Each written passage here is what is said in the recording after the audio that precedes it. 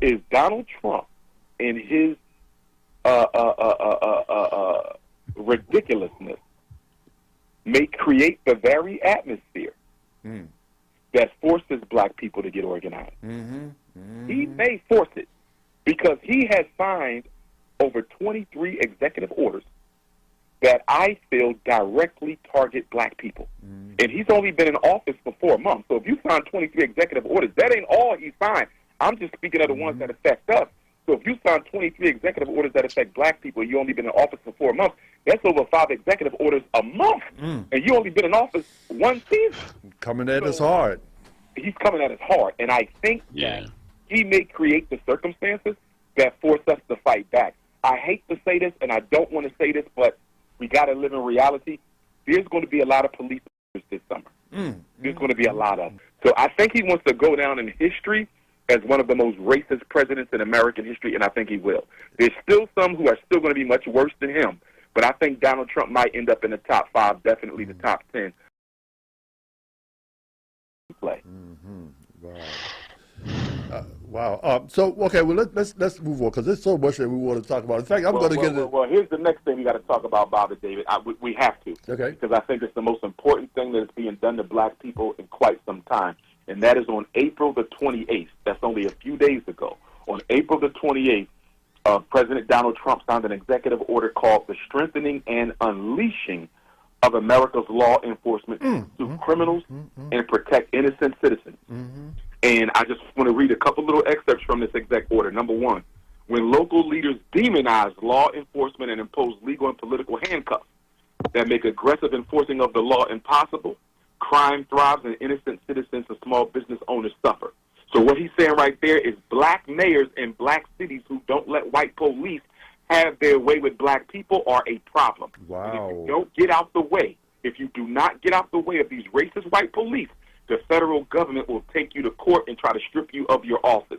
Next, we will protect and defend law enforcement officers wrongly accused and abused. Here we go again, by state and local officials. So he is making it clear that if you are a black mayor of a black city, you better get out of our way, and you better not try to use any type of civil rights to protect your people from being assassinated, humiliated, and unfairly incarcerated by the white police structure.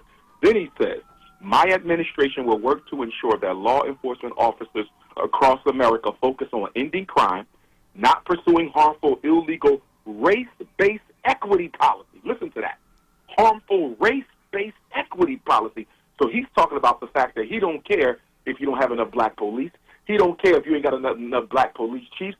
This is America. We are a meritocracy. We are a colorblind society, which we all know we're not, which is basically giving white police carte blanche right to murder blacks with the full support of the government. And if you are accused of unfair action of a black person, we will pay your court fees. He even says they will pay for those lawyers, for those police to get legal representation. Then the Attorney General shall take all appropriate action to create a mechanism to provide legal resources and indemnification to law enforcement officers who unjustly incur expenses and liability for actions taken during the performance of their duty. 2 more, and I'll stop. To provide best practices to state and local law enforcement to aggressively, he uses the word aggressively, Jim. He uses the word aggressively several times in this executive order, to aggressively police communities against all crimes. And then he also says that using national security assets for law and order within 90 days of the date of this executive order, the Attorney General and the Secretary of Defense, in consultation with the Secretary of Homeland Security and the heads of agencies as appropriate, shall increase the provision of military and national security assets in local jurisdictions to assist law enforcement. That is to say, black America is going under a police state. We are going under martial law. Donald Trump has basically told the police you have the right to be blacks and you don't have to worry about being held accountable by the law. And I think the Shannon Sharpe situation was used as a distraction away from these executive orders that Donald Trump has been signing this past week. Wow. So he's unleashing all the evil that they can on black people. All the evil. All the evil they can. And we've been trying to tell people that we are at war for a long time now. They don't even believe it until they get hit upside their own They head. believe it now. They better believe it now. This executive order is the most aggressive policing federal agenda we have seen since Richard Nixon and Lyndon Baines Johnson when they declared the war on crime and the war on poverty. We ain't seen nothing like this since the 70s. We ain't seen nothing like this since the 70s. And that was as a result of what? The Black Panthers and the Black Liberation Army. We don't even have those types of infrastructures anymore to protect our people. You know, so I would hope that all of the black across America will unite. The leadership of the black need to have a joint chief of staff meeting, all of them. All the clubs need to come together, the Black Panther Party, and they need to come up with an agenda and a protocol to protect our people from the police because they are coming. Remember now, this executive order was only signed 6 days ago. Tomorrow will be a week. Most black people don't even know about it because we so focused on Shannon, Sharpe, and the NBA playoffs. So we don't. And if you look historically, a lot of times when Congress passes laws that are detrimental to black folks, and when the president signs executive orders that are detrimental to black folks, they always do it at a time when black people are distracted by some nonsensical social issue. Wow, a distraction. So, Dr. Umar, yes, what is our strategy? Well, he just mentioned, as I said, all the need to meet. I think all the black communities need to meet as well. The problem with that, Brother Patrick, is we as African people, and I see this as much on the continent as I see it here in America, we have been so conditioned to only listen to white people that we're not really interested in coming together for black people. You see this all the time. You see this all the time. Black folks might come to the first meeting, but they won't come to the second meeting. Every black person, or should I say most black people, because not everyone, most of our people, and this is a universal thing, it don't matter where you live on earth, most of our people are so conditioned to only obey white authority that they find it almost impossible to hold their attention long enough to be part of any serious agenda for black liberation. And I think what's going to happen is when these police start off, because here's the thing, before this executive order, we already had a police genocide crisis. Before he signed it, we already had a police genocide crisis. I mean, the Sonia Massey's, the Sandra Bland's, the Tamir Rice, the Orlando Castillo's, the Michael Browns, the Freddie Grays. I mean, come on, we've already been in this. And for him to sign this, so the question now is that what is our black power structure to follow in terms of organizing ourselves, educating ourselves, and actually preparing ourselves for this particular, executive organization. The first step to change anything is organization. Now, But you mentioned black power structure. We don't have a black power structure, and what I mean by we have a white-controlled black power structure. So, you know, the NAACP, the Urban League, the Al Sharpes, the Trumps of the world, but they're controlled by white people. If we're talking about an independent black power structure, we don't have that. You know, we have a lot of people on YouTube running their mouth, but they're not engaged in any works in the community. They're just YouTube celebrities. We don't really have grassroots activists that are well known the way that we used to. But what we need to do is we need to start recruiting grassroots activists who are not well known and bring them into the organizational structure. The biggest problem you're going to have, though, is many of them are financed by white people too. I was about to say, it's too many black activists are being financed by enemy sources. That right there is going to be one of your biggest issues. I was going to say, because if we find organizations to join, won't they know the same thing that's going on? Because they'll have moles, they'll have plants, and they'll know that won't they come. Informants is a big problem. I think we have more informants than we have loyalists. And then if you join the organization, then won't they be coming after you as an enemy of the state? I don't mean you personally, but I mean those that join the organization. Well, check it out. Donald Trump has made a provision for that, too, because although this is not a resolved issue, I'm sure you guys have heard the reports from the media over the past week that Donald Trump has intended, and I didn't see an executive order per se on this, but he intends to deport American citizens. I saw that. And at least one house of Congress has voted to support that, but I don't think the other house has voted yet. You know, but if they pass a law making it illegal for him to deport American citizens, people like me will be on the chopping block for being deported, you know, because of my popularity and seriousness within my work within the community. So they'll just deport a lot of them. They couldn't do that in the 60s. In the 60s, they couldn't deport King and Malcolm. They couldn't deport, you know, Fred Hampton and Medgar Evers. They could, but now it looks like Congress may actually give the president the ability to deport citizens who they deem to be enemies of the state. Wow, So without due process. Bad situation. Without due process. But let me give y'all the silver lining on this. The silver lining. The silver lining is Donald Trump in his ridiculousness may create the very atmosphere that forces black people to get organized.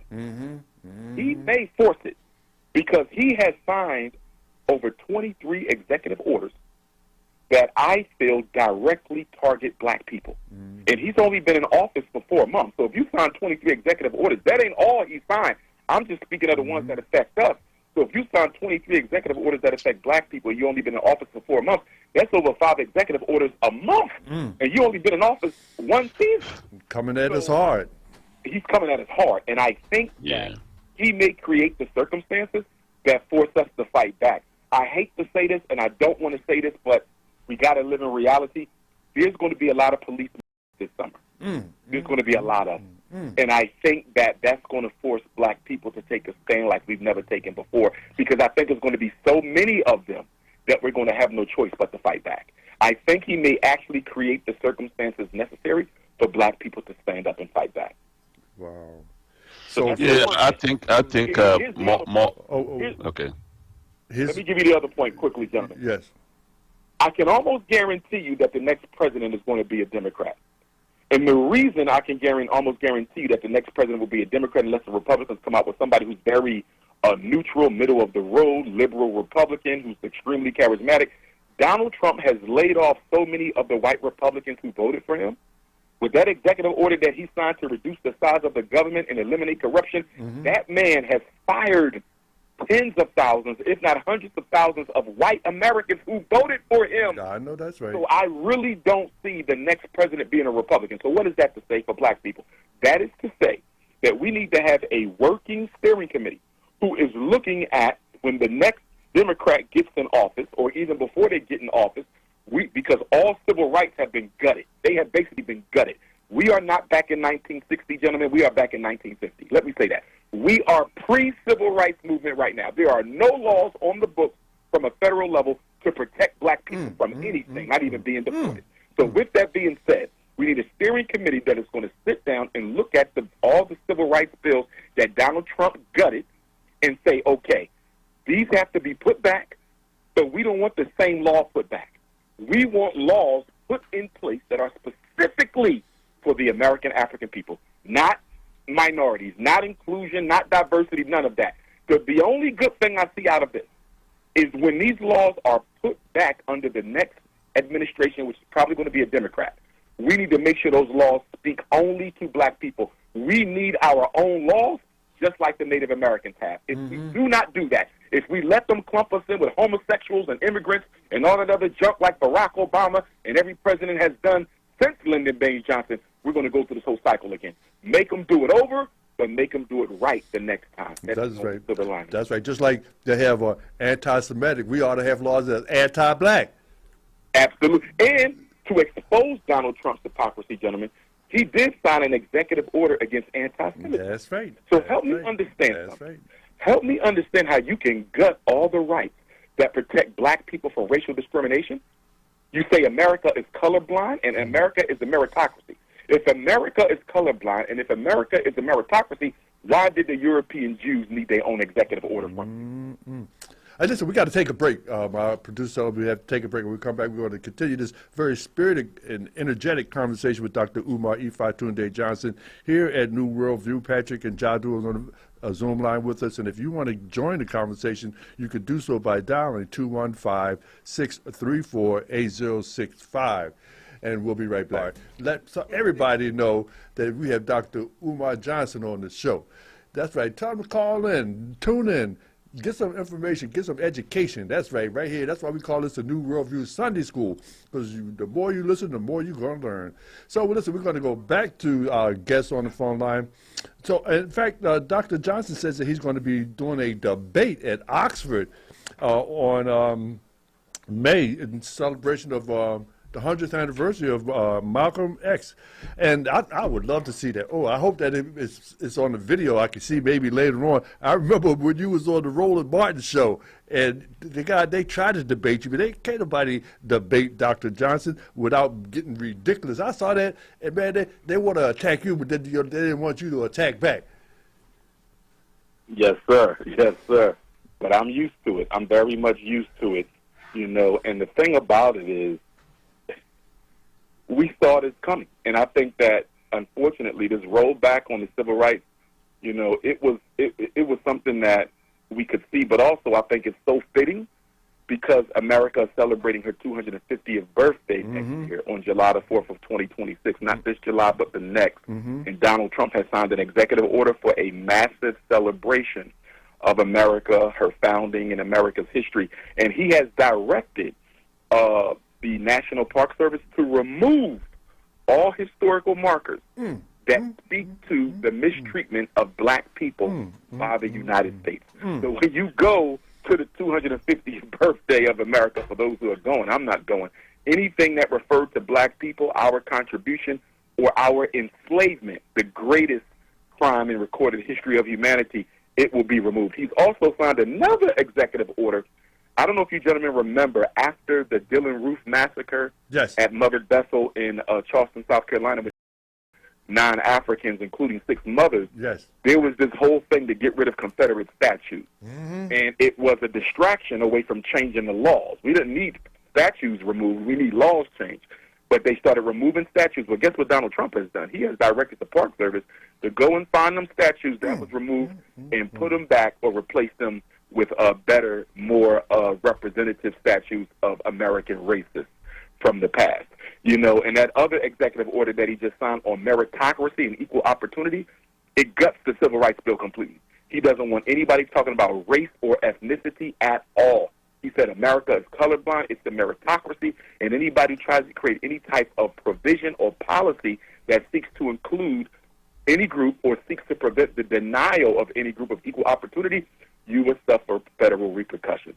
So I think he wants to go down in history as one of the most racist presidents in American history, and I think he will. There's still some who are still going to be much worse than him, but I think Donald Trump might end up in the top 5, definitely the top 10 of the most racist presidents in American history. We never saw a rollback in civil rights like this since Reconstruction. We ain't seen nothing like this since Reconstruction. The closest thing would probably be when President Reagan took office. No, Nixon. When Nixon and then Reagan took office, well, it was 0-4 between Nixon and Reagan, and they kind of rolled back a lot of the civil rights laws, too. But what Donald Trump is doing is almost unprecedented, in at least 50 years. But what does he intend to accomplish through all this? Because let's say... He want to make America great again. Great. When was it ever great to start with? No, that's a code word. We want to make America white and racist again. Yeah. Well, they ain't never stopped. To make it again, they ain't never stopped. The other thing, too. Here's the other thing, too, gentlemen. He's not just attacking blacks, he's attacking everybody. Which means, so for example, he has that birthright citizenship executive order where he says the 14th Amendment, and they actually quote Dred Scott in this executive order. They actually quote Dred Scott, the Dred Scott law with Roger B. Taney when he said blacks had no rights that white people were bound to respect. But in this executive order, he says that the 14th Amendment never intended for people born on American soil as the children of those who came to America illegally to be citizens. So he's saying that if your child is born in America and you were here illegally, so let's say you stayed past your visa, you stayed past the time you told the State Department, or you snuck over the border, however you got here, if you are in America illegally, then your children cannot be citizens. Wow. That he's saying citizens can only be born to people who are American citizens at that time. Now, here's the thing. Black people, on some of these things, we have to step back and look at, he's clearing out everything except white supremacy, which means that when the next president comes in office, here we go again, they're going to put all that stuff back. The gay agenda, he got rid of the gay agenda, they're going to bring all that back with the Democrats. So again, we have to make sure that the Democrats understand that if you want our vote, if you want our endorsement, you have to bring it all back, but you're going to bring it all back just for blacks. You can give the Latinos their own rights. You can give the immigrants their own rights. But black people, as the builders of this country, okay, we have to have rights that are exclusively due to us, just like you have with the Native Americans. And as I said before, gentlemen, when we had this conversation a few shows ago, a big mistake that our ancestors made, I don't fault them because they didn't know better, but a big mistake that our ancestors made in hindsight, we should have never fought to be a part of America. We should have fought for a piece of America. The Native Americans never fought to be part of America. The Native Americans fought for a piece of America. They have territories of their own, and they are subject to their own rules and policies under the Bureau of Indian Affairs. There should have been a Bureau of American African Affairs. We should not be subject to the same laws as everybody else. That's a big mistake we made in the past, but we can rewrite history and do it right with the next administration. Wow. Well, listen, my producer's telling me that we got to take a break. We got a call coming in from Georgia when we come back. I think it's Dylan. And we are going to continue the conversation with Dr. Umar Johnson when we return right here at New World View.